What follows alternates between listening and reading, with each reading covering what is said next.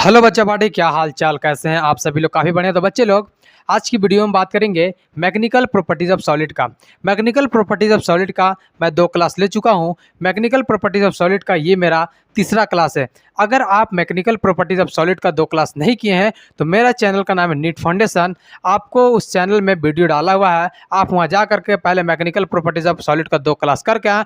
तो हम यहाँ पे जो भी टॉपिक पढ़ाएंगे, जो भी चीज़ समझाएंगे, जो भी क्वेश्चन बनवाएंगे, वो आपसे बनता हुआ नजर आएगा। ठीक है, तो अगर आपसे गुजारिश है कि अगर आप मैकेनिकल प्रॉपर्टीज ऑफ सॉलिड का 2 क्लास नहीं किए हैं तो जा करके पहले, मेरा चैनल का नाम है नीट फाउंडेशन, आप उस चैनल पर जा करके मैकेनिकल प्रॉपर्टीज ऑफ सॉलिड का 2 क्लास करके आए, तो यहाँ पे आपको जो भी चीज़ समझाएंगे वो समझ में आएगा। तो मैंने आपको पिछले क्लास में जो भी टॉपिक पढ़ा है वो टॉपिक थोड़ा हम 2-3 मिनट में कवर कर लेते हैं, उसके बाद हम लोग आज का टॉपिक आगे बढ़ाते हैं।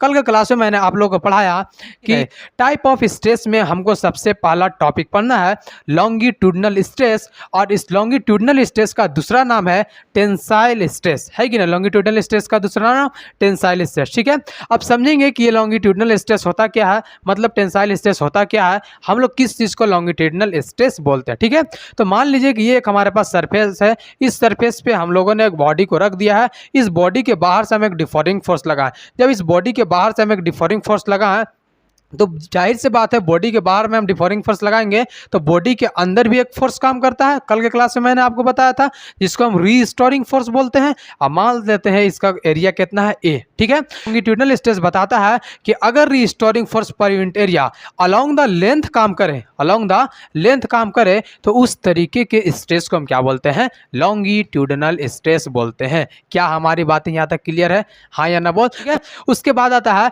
Volume stress. वॉल्यूम स्ट्रेस का एक और नाम है बल्क स्ट्रेस, है कि नहीं। वॉल्यूम स्ट्रेस का दूसरा नाम क्या है, बल्क स्ट्रेस। समझेंगे कि वॉल्यूम स्ट्रेस क्या होता है, बल्क स्ट्रेस क्या होता है। अगर वॉल्यूम स्ट्रेस का बात करें तो वॉल्यूम स्ट्रेस बताता है कि restoring force per unit area, restoring force per unit area पूरे के पूरे वॉल्यूम पर काम करें, restoring force per unit area पूरे के पूरे वॉल्यूम पर काम करे, तो उस तरीके के चीज को हम क्या बोलते हैं, वॉल्यूम स्ट्रेस या फिर बल्क स्ट्रेस बोलते हैं। मान लेते हैं ये एक हमारे पास सर्कल है, ठीक है, उस सर्कल में रीस्टोरिंग फोर्स पूरा का पूरा जो है किस पे काम करेगा, वॉल्यूम पे काम करेगा। और जब वो restoring force per unit area volume पे काम कर दिया तो इस चीज़ को हम क्या बोल देंगे, बल्क स्ट्रेस या फिर वॉल्यूम स्ट्रेस बोलेंगे। क्या हमारी बात क्लियर है? हाँ, अब आता है टेंजेंशियल स्ट्रेस, है कि नहीं। टेंजेंशियल स्ट्रेस का एक और नाम है शियर स्ट्रेस। क्या होता है टेंजेंशियल स्ट्रेस, क्या होता है शियर स्ट्रेस? टेंजेंशियल स्ट्रेस या शियर स्ट्रेस क्या होता है, हम लोग किस चीज़ को बोलते हैं, आप दिमाग में थोड़ा गौर से समझिएगा और दिमाग में मेंशन कीजिएगा। हमारे पास ये बेटा सरफेस है, इस सरफेस पे हम क्या किए, इस तरीके से एक बॉडी को रख दिए। ठीक है, इस बॉडी को ऊपर से हम क्या किए कि इस बॉडी को बाहर से हम क्या कर रहे हैं, इस बॉडी के बाहर से हम क्या कर रहे हैं, एक डिफोरिंग फोर्स लगा रहे हैं। जब हम इस बॉडी के बाहर से एक डिफोरिंग फोर्स लगाएंगे तो बॉडी के अंदर भी एक रीस्टोरिंग फोर्स काम करेगा, है कि नहीं। जाहिर सी बात है, बॉडी के बाहर से हम डिफोरिंग फोर्स लगाएं तो बॉडी के अंदर भी एक रीस्टोरिंग फोर्स काम करेगा, है कि नहीं। तो टेंजेंशियल स्ट्रेस या फिर शियर स्ट्रेस बताता है कि restoring force per unit area along the tangent काम करे।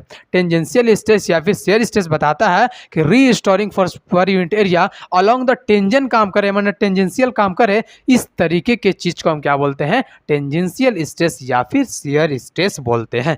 क्या हमारी बात क्लियर है, हाँ या ना बोल?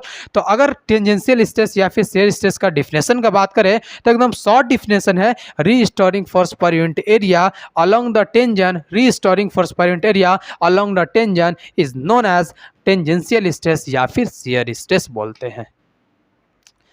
ठीक है, उसके बाद आता है स्ट्रेन, है कि नहीं। क्या होता है, स्ट्रेन की जर्नी में चलते हैं और समझते हैं कि हम लोग किस चीज़ को स्ट्रेन बोलते हैं।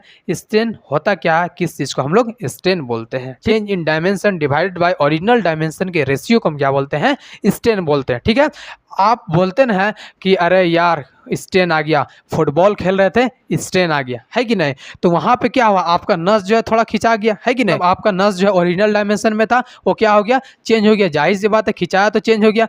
मतलब कितना चेंज आया, ओरिजिनल में कितना था, इसी रेशियो को हम क्या बोलते हैं बेटा, स्ट्रेन बोलते हैं। तो अगर आपसे कोई पूछ दे कि स्ट्रेन क्या होता है, एकदम सिंपल सा आपको जवाब देना है, change in dimension divided by, change in dimension divided by original dimension के रेशियो को हम क्या बोलते हैं प्यारे, स्ट्रेन बोलते हैं। क्या हमारी बातें क्लियर है यहाँ तक?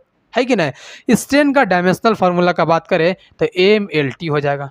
इसका यूनिट का बात करें तो मीटर पर मीटर हो जाएगा। ठीक है, तो आज का क्लास हम यहीं पे करते हैं वाइंड अप। हमारी मुलाकातें अगले वीडियो में होगी। Thank you, that's all for today's.